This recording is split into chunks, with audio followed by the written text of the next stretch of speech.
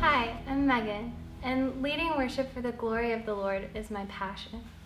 As I've taken on different worship leader roles within the church, I've realized that there are many parts to a worship service that we, as worship leaders, don't usually think about.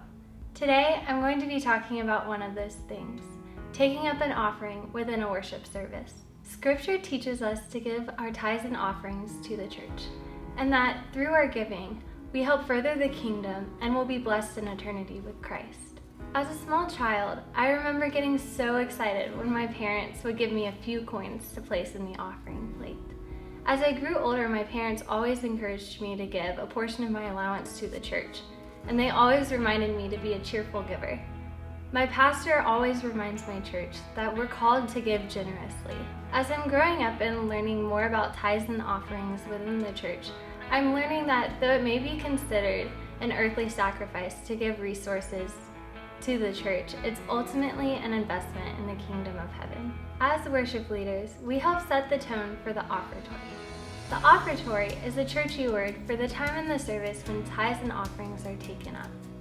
Your church might prefer to call it a time of giving or something a little more informal than offertory. In your song selection, this is a great time to choose a piece that really helps the congregation to meditate and reflect on as they're giving to the church. Congregations receive their offerings in a number of different ways today. Some larger or mega churches have elected to invite their worshipers up to the front during a time of communion or a time of prayer. Other churches have stations set up in the back so worshipers can give on their way in or out of the service. And others encourage online giving. There are a number of different ways that you can take up an offering within your service. But for time's sake, today I'm going to be talking about one called ushers in the aisles. If you decide to enlist ushers to pass the plate during the offertory, here are some ways that can help you out. Number 1, who will you designate as your ushers? This is a great time to enlist people from multiple generations in your church. It serves as a reminder that everyone can give, no matter their age. It's also a great way to promote intergenerational leadership within your church. Number 2, establish a signal for your ushers to come forward. Maybe you call them forward in your prayer. Maybe you have the preacher call them forward. Maybe you tell them when a particular song starts to come forward.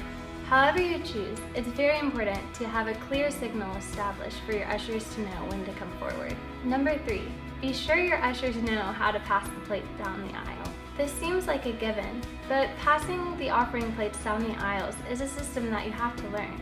Having a logistics meeting before the service ensures a smooth process as your ushers pass the plates down the aisles.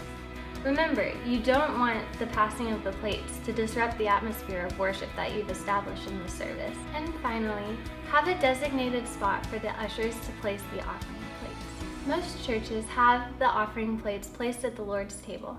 Others have a table in the back. Wherever you end up placing the plates, it's just important to make sure that they're in a safe and secure location. You want to take good care of the gifts that your congregation has prayerfully and generously given to your church. And there you have it. These are just a few pieces of advice to help guide you as you learn how to take up an offering within your congregation.